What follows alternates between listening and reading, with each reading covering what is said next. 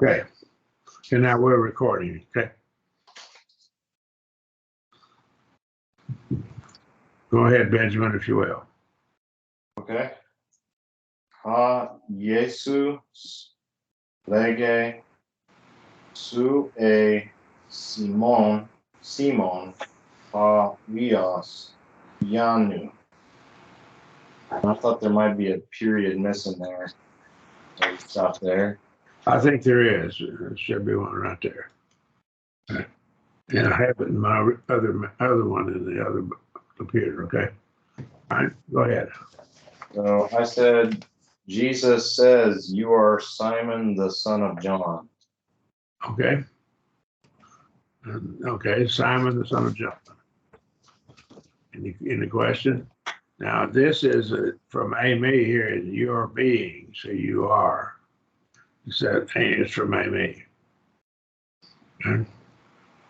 All right. Anything there, Ben? Okay. All right, let me ask the question. All right. Sue A. Simon, if Sue was not there, it still would be thou art. Yes. Is that correct? Yes. And okay. Yeah. Go ahead. Right. Okay. Sue is emphatic. Right. That's what I was thinking. Yeah. It's emphatic if it's okay. there because Just it's already there in the verb. So it should literally be you are Simon, the son of John. Yeah. And so I would translate it, even you are Simon, and just to show the emphasis. Okay. All right. Okay, let me change that. Okay. All right. All right. All right, I'll take the little one. All right. All right. Go ahead.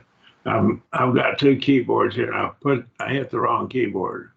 Got the other one working, but I don't know what's wrong up there. The other one. Okay. All right.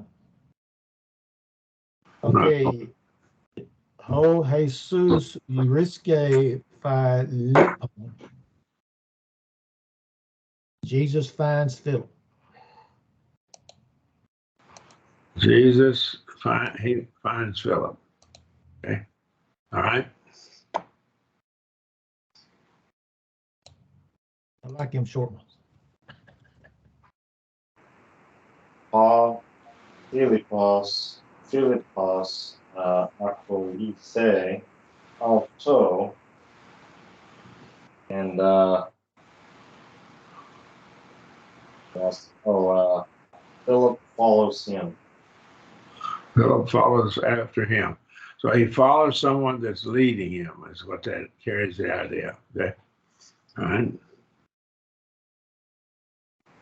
Eurisque ho Philippos on the fan of ill. He finds Philip. Philip finds Nathaniel. Okay. So how do you know Nathaniel is the one being found? You're right, but how do you know it? Oh, let me see here if I can think about why I knew that.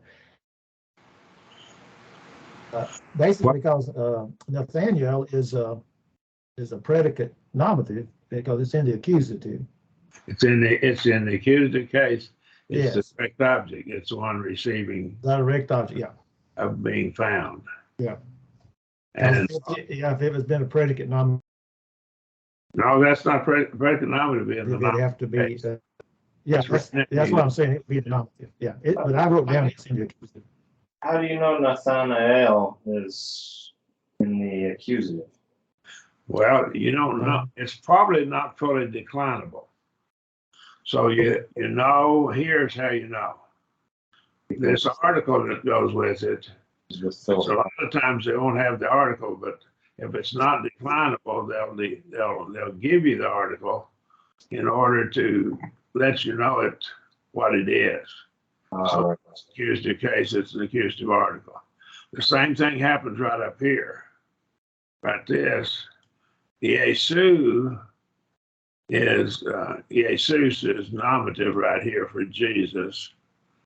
And then Jesu is the form that'll fit either the genitive, ablative, dative, instrumental, or locative. It fits those five cases. There is no distinction. There is an accusative form. There's a nominative, and there's three forms: nominative and accusative. And then this form here fits both the genitive and the dative, or that's what they would say, or the dative inflectional form and the genitive inflectional form. So that form right there goes with either the dative, instrumental locative, or the genitive ablative, either one of those five. Now, how do we know which one it is? Well, the article on it, and that a lot of times the article will be there if it's not fully declinable to tell you what case it is. So this is dative, instrumental, locative article. So it's one of those cases, okay? But Jesus is not fully declinable because it doesn't have a separate form for genitive, ablative, and dative, instrumental, locative, two separate forms. It has one form covering both. Does that make sense? Uh-huh. So that was a good question because that's how we know Nathaniel is accusative. It's probably, I imagine it is not a Greek word. It is a Hebrew word, and it probably is not fully declinable. We'd have to look it up and see if it was. Okay, but I suspect it's not. Right. So the article will probably be with it just a few times. Right. Now, the next sentence has it again, but it's probably structured there where you take it to be the nominative case. Okay. Right. Okay, go ahead, if you will. Who was the last one to read? Was it Bob? Who was it? It was you? I was the last one. Okay.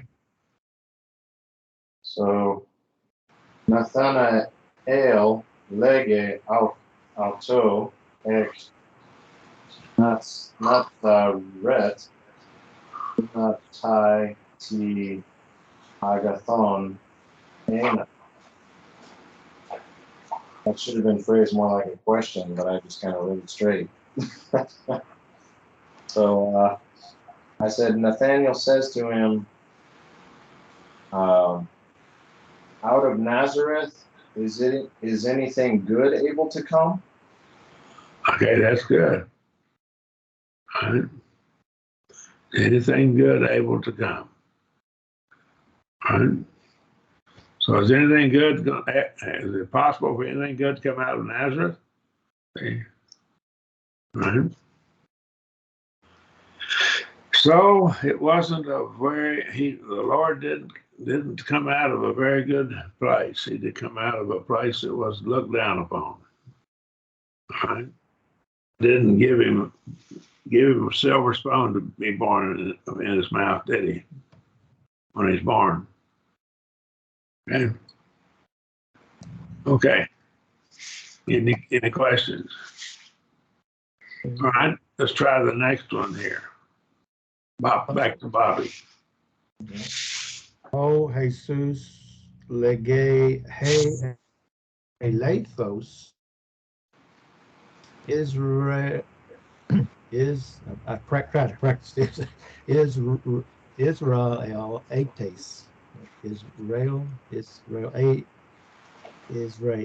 ates, uk eke dolon. Okay.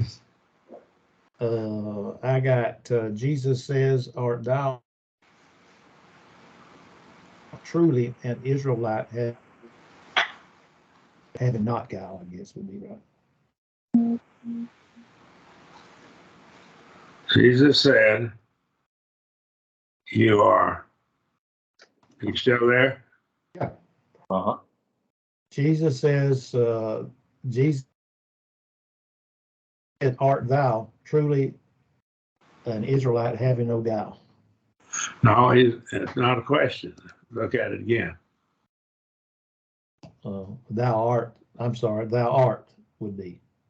You're truly, Yeah, you, okay. A is a being, a verb. You're being what? Truly, you're truly being, you're truly what? An Israelite. Yeah, Having no deceit. Not having what?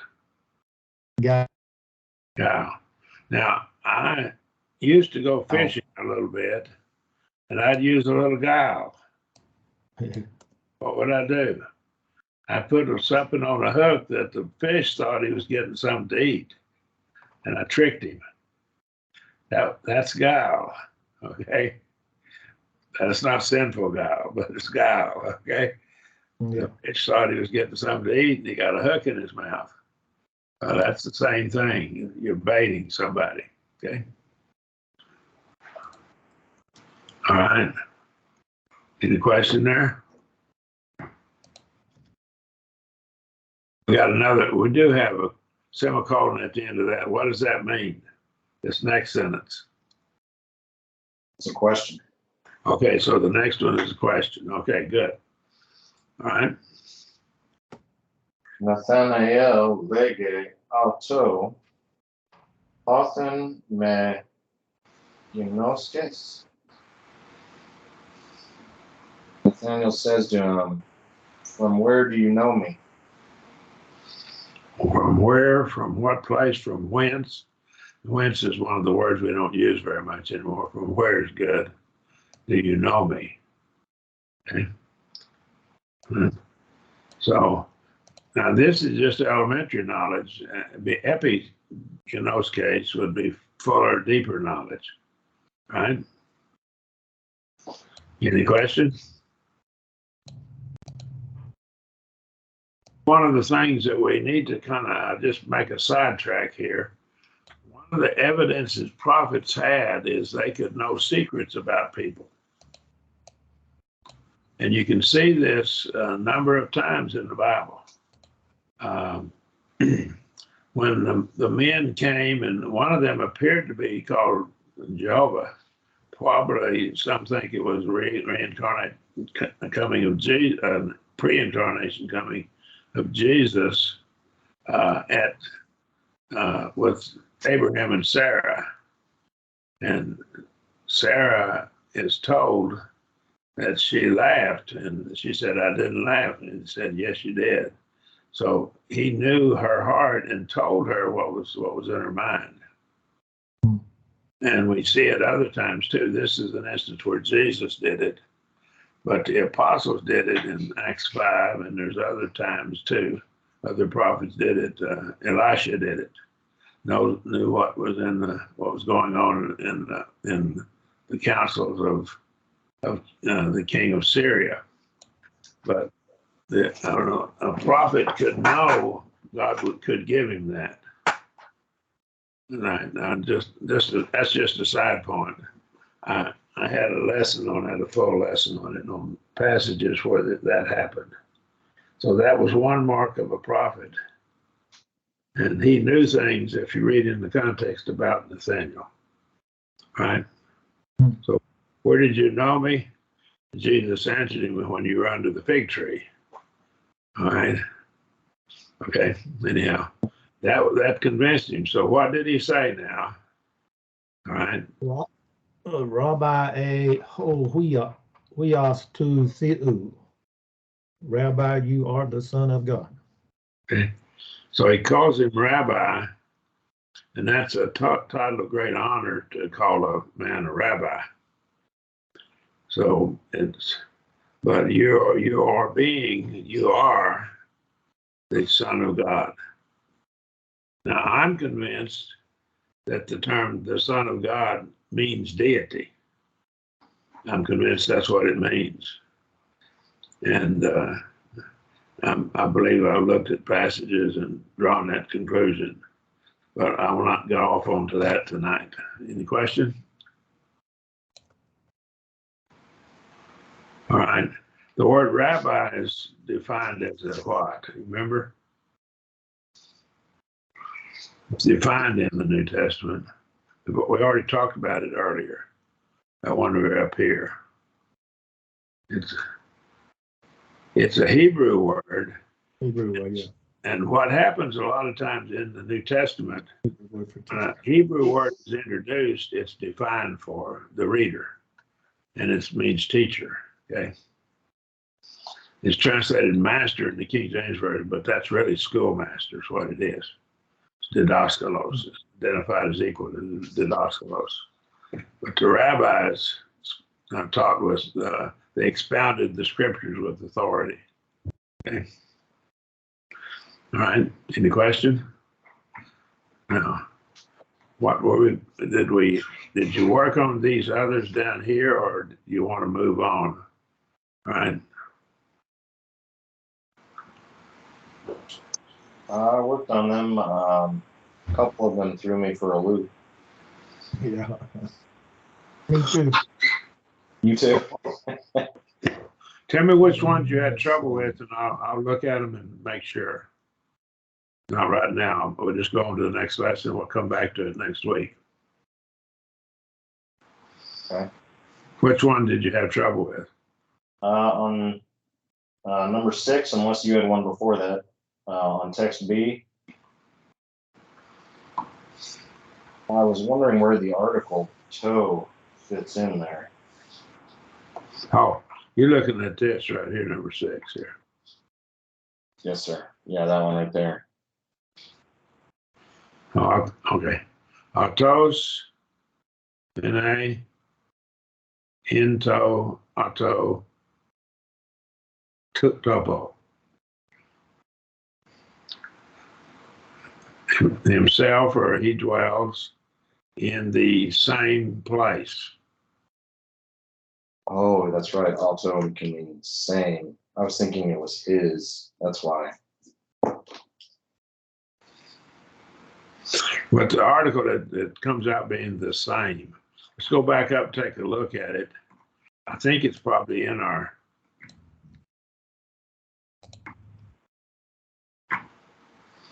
identical pronoun. His pronoun has the article and is in the attributed position. And the article is before the word auto, autos, or any form of it. Okay. Gotcha. Yeah, I understand. Okay. Yep. That help a little bit? Yes, sir. Good. The only problem I had was with AC and 4. Was that does it supposed to have a movable new there in number 4? Chi o men AC ascend. I'm just asking. Right here. You're Yes, talking sir. Is that supposed to be? well, it could have a move, but it doesn't have to have it. Oh, okay. The next letter is not a vowel. Yeah. Now, here's one of the things. Some of the manuscripts throw them in when they're not required. Mm-hmm. And this is a good portion of the textual variants that they say, well, we got all these variants in the manuscripts. A large portion of them are movable news that have been put in where they really don't belong. And this, they later on, they began to throw movable news in because it made it kind of sound better. Yeah. They did it just for sound, not because they had a vowel after it. So this might have a movable new if it were in a text without a vowel following. Okay. So that happens. Okay. Okay. All right. Any other questions there? Now, the reason you don't have one here on this, and this is really a separate sentence there. Okay. Okay. All right. I'm going to go to the next lesson. All right. I'm really not keeping time right now. My problem is with all this trouble we had starting. All right. I got a couple more questions. Would you mind answering them afterwards? No, let's answer them right now. Okay. can y'all check my work on 2 of the text B ones? And then I did have a couple of questions in the translate from English. Okay, well, let's just do text B if y'all want to do it. Let's just do it. No, I mean we can just because we've already spent a few weeks on this lesson. I can just do the ones I had questions on, and then we can move on. Okay. So number 8, if y'all would just check me, I said, "My people rise to call me blessed." I said your people are getting up to call me blessed. Blessed. Literally, it's the people of me. The people, okay. And so this be my people. My people. People of me. That's literal, but my people would be good translation. Okay, gotcha. And then And on rise to call, this is an infinitive. To call me blessed. Right. Now, the subject of an infinitive is in the accusative case. All right, so they're calling me, okay, and, to call me blessed, okay. number 9, I was confused by that first part there. T moi kai soy. I put what is in me and in you.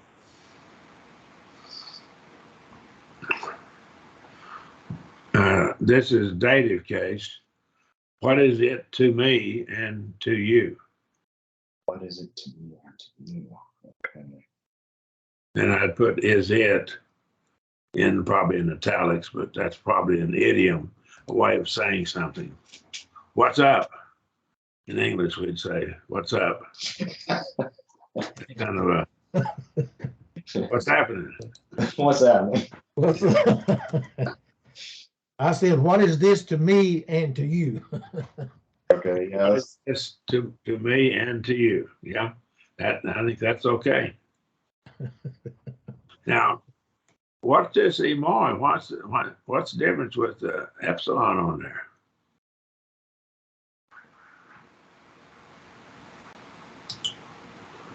Remember, that's moi.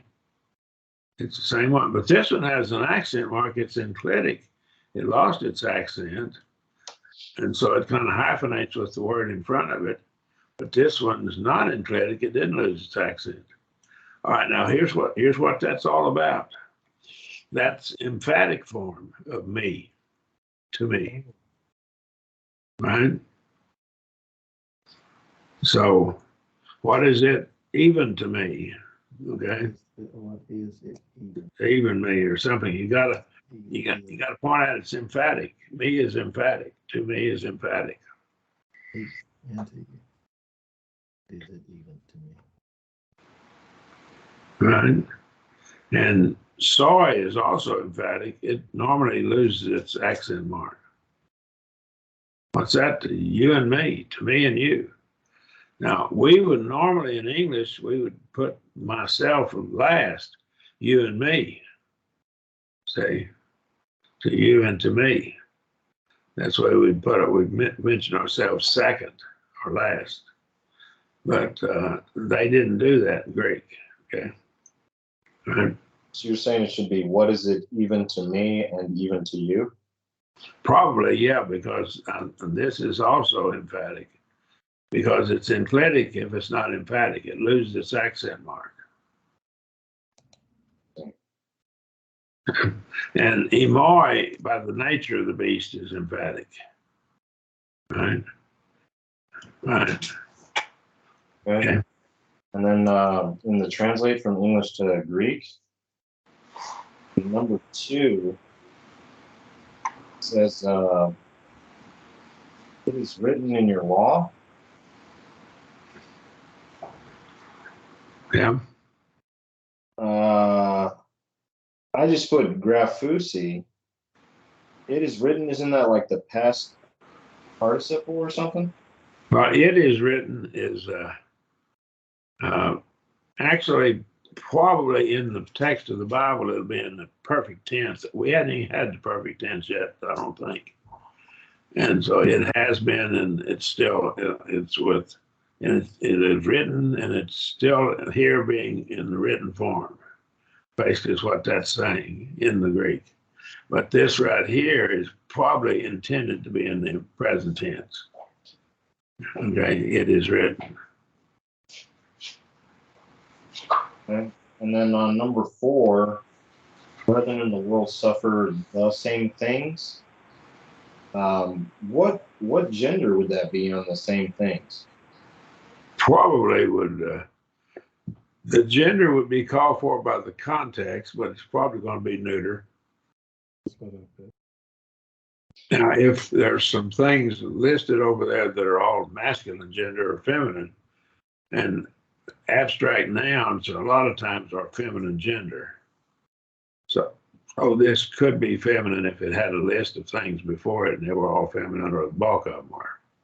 So because nothing is listed before it that it references, it would probably be neuter. Yes, probably neuter. Okay. And then my last one is number 6. The apostles themselves rise up to serve their brethren. Right. I said, I asked, is that middle voice? Altos. Well, probably it could be middle voice. They rise up to take charge themselves to serve. They might do that. That could be middle, or it could be active voice. Right? You could do it either.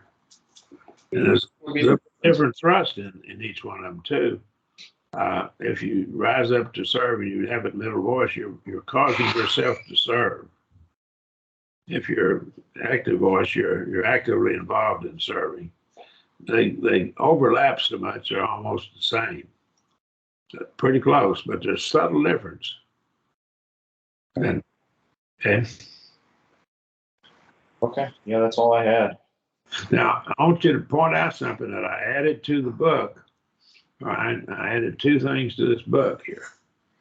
With certain verbs, such as a me, the parco, my, sometimes called linking verbs, because they link or equate 2 items, and some things such as eurisco, the completive of the verb appears in the nominative case, like the subject. This is called a predicate nominative.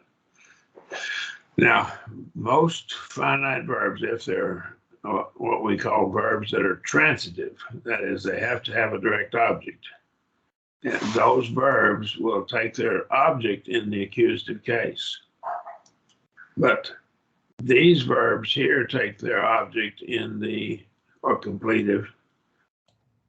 Okay, they use the word completive of the verb. They take it as a predicate nominative. They do in English too. I am. Okay.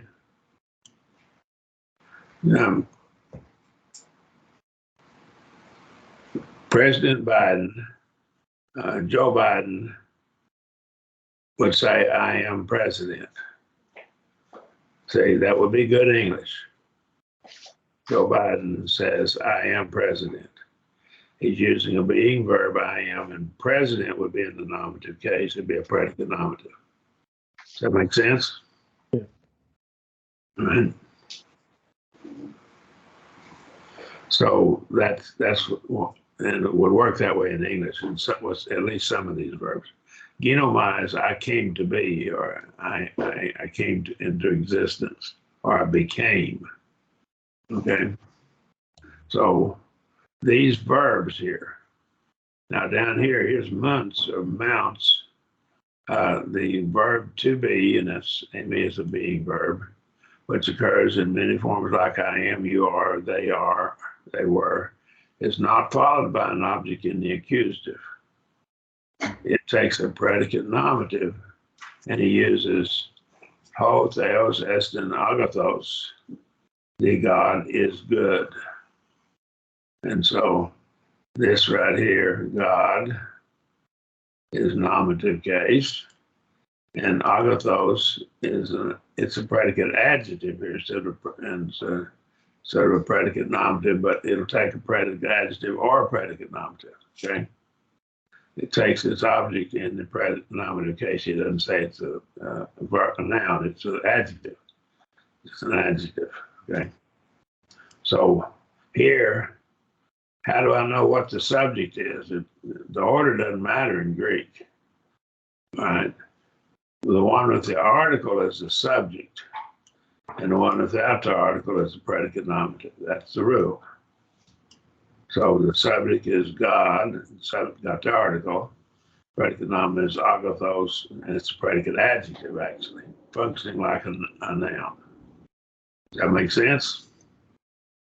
This is kind of important because you'll run into it from time to time. It'll just throw you what the object of that verb is. Well, if it's one of these verbs, and he just uses a me here in this one, but we have a me, huparko, ginomai, and then heurisco also does it too.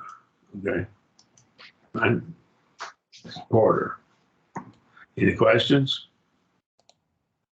You'll run into that from time to time. All right. Any other questions? All right. I want to go into and kind of give just a brief introduction to lesson 14. Now you remember the verbs in Greek only have time in them in the indicative mood. Okay. So imperfect tense is past time. It's like the Greek present tense. It's durative or continuous action, but it's continuous action in the past. We translated I was being, or you were being, right?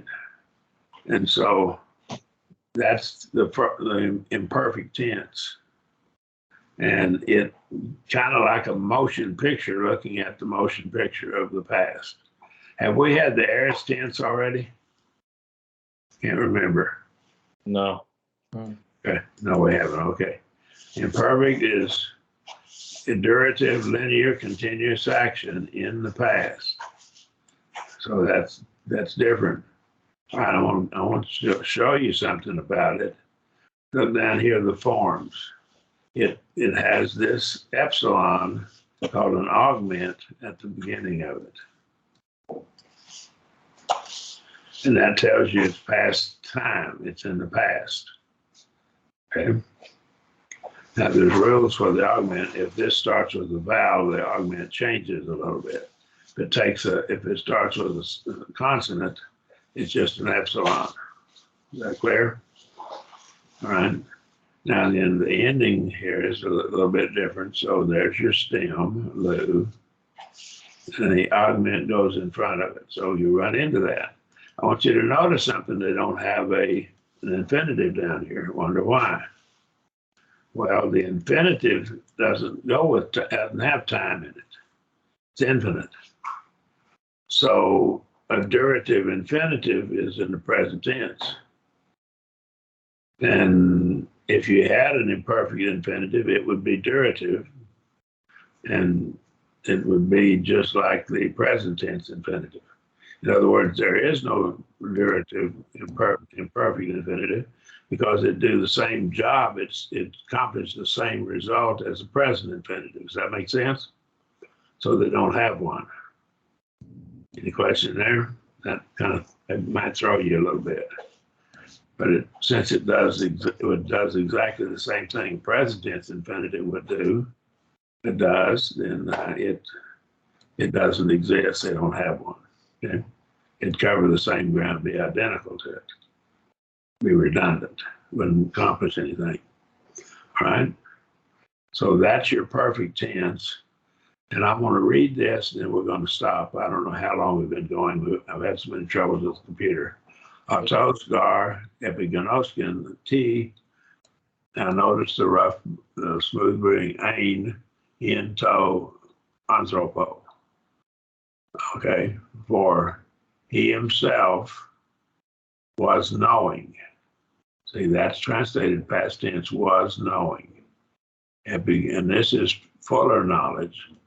He was knowing what, this is the word what what was being in the man or in man. Okay. That makes sense. That's John 2:24. Any questions? Is this the same as the past progressive? Yes. Yes. And if you read down there, I think you'll see that. Right. Okay. All right. So what we'll do is we'll pick up on this lesson next week. All right. We'll just start on it. I don't know where the time is. We've been going for just a little over an hour, but we were in and out so much. We didn't get much accomplished. All right. Okay. So we'll start with lesson 14 next week.